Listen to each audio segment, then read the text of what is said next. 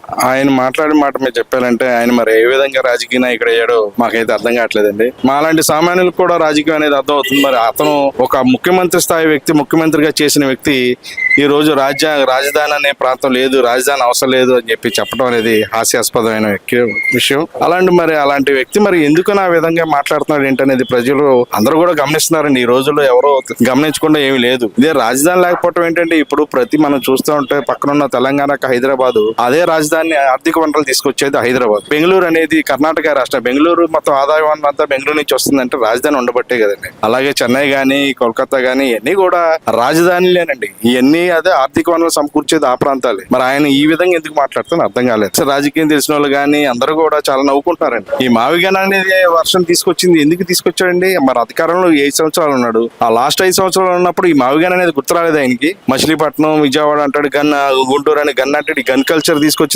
నా ఆలోచన ఉందేమో. నువ్వు అధికారంలో ఉన్నప్పుడు ఏం చేసావు? ఇప్పుడు వచ్చి నువ్వు మావిగన్ అని మాట్లాడతావు అనేది కరెక్ట్ కాదు. అక్కడ చేస్తున్న అమరావతి అనేది సరైన కరెక్ట్. అది ఏ సంస్థలు వచ్చినా గానీ ఎన్ని ఎకరాలలో 100 ఎకరాలు ఇవ్వాల్సి వచ్చినవి ఉంటాయి. అలాగే ఇన్స్టిట్యూషన్స్, యూనివర్సిటీలు, హాస్పిటల్స్ మొత్తం అన్ని రకాలుగా విధంగా అమరావతి అనేది అనుకూలమైన ప్రదేశం అండి. ఈ మావిగన్ అనేది పిచ్చి మాటలు, హాస్యాస్పదమైన మాటలు మాట్లాడుతున్నాడు.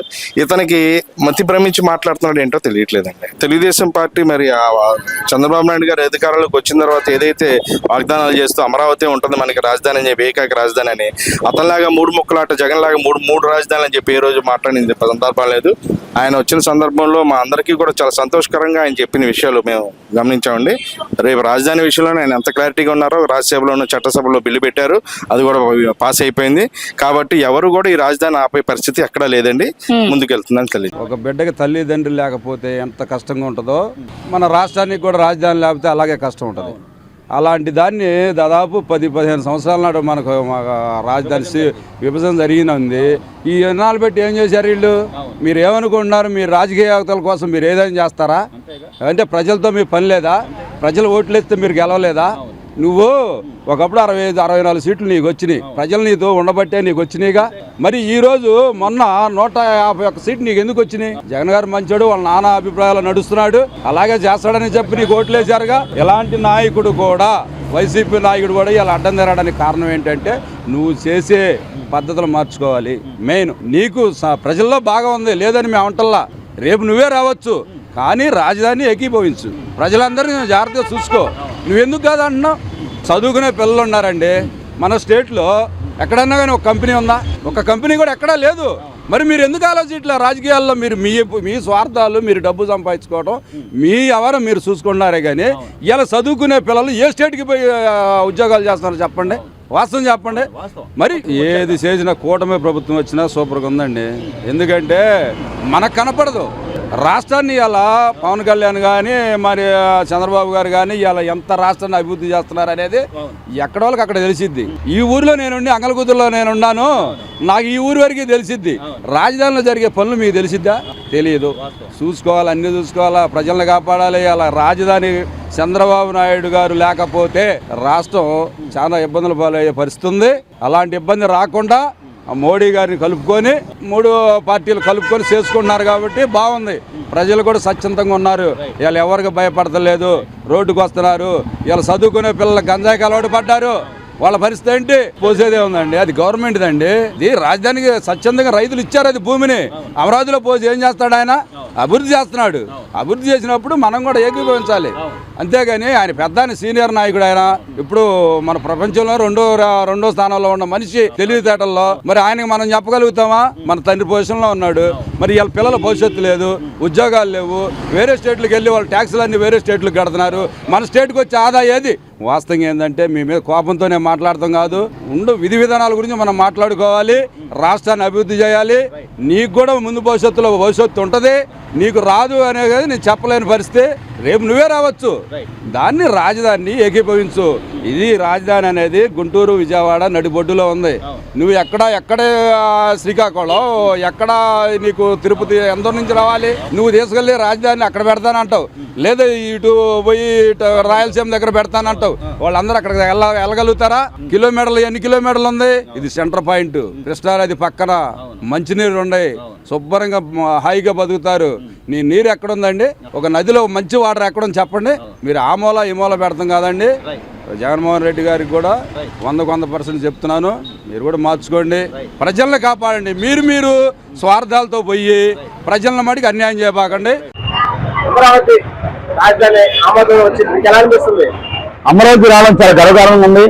అమరావతి అనేది విజయవాడ ప్రాంతం ప్రజలకు కానీ రాష్ట్ర అభివృద్ధి కానీ ఇక్కడ ఉంటే సమస్య వచ్చి ప్రజలకు మేలు జరిగిద్దని నేను తెలిసి అర్థమవుతుంది నాకు. ఎక్కడ కూడా ఏ విధంగా కూడా ఎక్కడ ఏమి కూడా మీరు చూస్తుండే అమరావతి రాజధాని లేదని ప్రజలను బహిర్గమనం చేసి అని చేసే కొంత నిర్మించాం. ఈ రోజు అమరావతి రావడం చాలా గర్వకారణంగా ఉంది.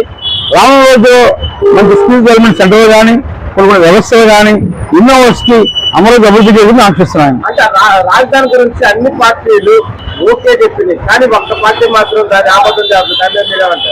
సార్ ఆ పార్టీ పేరు చెప్పాలని నాకు సిద్ధంగా ఉందండి. ఆల్రెడీ ఓటు వేసి పక్కన ఓటు వేశారు, గెలిచారు. అదే ఓటు వేయకుండా మొన్నారండి ప్రజలు ఆ పార్టీ ప్రజలు వాళ్ళ పరిస్థితులు కూడా రాదు. మన ఆంధ్రప్రదేశ్ అభివృద్ధి చెందిన ఆ పార్టీకి లేదు. ఆ ఆంధ్రప్రదేశ్ నాశనం చేయాల్సి ఇస్తున్నాడు. ఆ పార్టీ పేరు చెప్పడం ఇస్తాడు.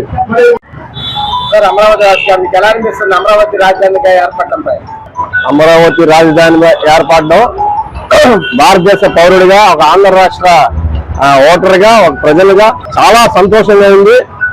గతంలో ఏదో గుడి నీడ ఊరు లేనట్టుగా, ప్రజలు ఎవరు కావాలో సంబంధం లేనట్టుగా, రాజధాని లేని రాష్ట్రంగా చాలా ఇబ్బందిగా ఉంది. ఎక్కడ పనులు అక్కడ ఉన్నాయి, అభివృద్ధి లేకుండా చూస్తున్నాం. ఈ రోజున అమరావతి బిల్లు పాస్ అయిన తర్వాత మాకు రాజధాని వచ్చింది, అమరావతి క్యాపిటల్ అనేటప్పటికల్లా ఆనందంగా చాలా సంతోషంగా ఉంది. ఇప్పుడు దేశంలో అన్ని పార్టీలు రాజధాని కావాలంటే వైసీపీ ఒక్క పార్టీ మాత్రం రాజధానికి ఓటేయడం మీరేమంటారు? ఇప్పుడు అది అది ఒక దుర్బుద్ధితో మన రాజధాని అమరావతి ఉండకూడదనే దుర్బుద్ధితో వాళ్ళు ఓటు వేయలేదు. ఈ రోజు చాలా దుర్మార్గమైన విషయం అది. ఎందుకంటే అన్ని పార్టీలు ఏకాభించి ఓటు వేసి మాకు అమరావతి క్యాపిటల్ సిటీ ఉండాలని చెప్పి అందరూ హర్షించి ఓటు వేశారు. వాళ్ళు ఎందుకంటే వాళ్ళు రాజధాని ఏర్పడడం వాళ్ళకి ఇష్టం లేదండి. వాళ్ళు అమరావతి రాజధాని వాళ్ళు మనసుకు ఒప్పుకోవట్లేదు. 29,000 మంది రైతులు 33,000 ఎకరాలు ఆంధ్ర రాజధాని కోసం త్యాగం చేశారు రైతులు. అటువంటి రైతులకి వాళ్ళు న్యాయం చేయకుండా రాజధాని కట్టడమే చేతకాక 3 రాజధానులు చెప్పి 3 ముక్కలు ఆట ఆడి జనాన్ని మభ్యపెట్టి ఈ రోజున అందరూ అమరావతి క్యాపిటల్ అని చెప్పి ఎంతో సంతోషంగా ఉంది. అమరావతి రాజధానిగా ఆమోదం పొందింది, మీకు ఎలా అనిపిస్తుంది? చాలా సంతోషంగా ఉందండి. ఆంధ్ర రాజధాని అమరావతి మనకి ఒక అమరావతి ఉందని చెప్పి చాలా ప్రజలందరూ చాలా సంతోషపడుతున్నారండి.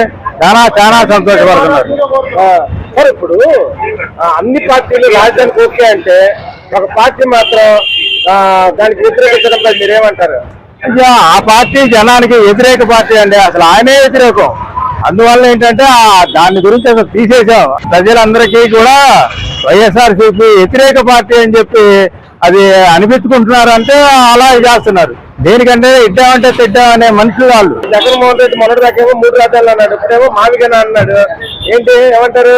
ఆయన చెప్పిన మాట కూడా ఆయన చెప్పిన మాట ఆయనకే నిలకడలేదు. ఒక నిలకడలేని మనిషి జగన్మోహన్ రెడ్డి. ఎందుకని ఇలా జగన్మోహన్ రెడ్డి కేంద్రంలో రాజధాని ఉందని రాష్ట్రానికి రాజధాని లేదని మాట్లాడుతున్నాడు? ఆయన ఏదో 3 రాజధానులు చేయాలనుకున్నారు. మనకు ప్రత్యేక రాజధాని మన అమరావతి వచ్చింది కాబట్టి ఆయనకి మంట మీద అలా మాట్లాడతాడండి.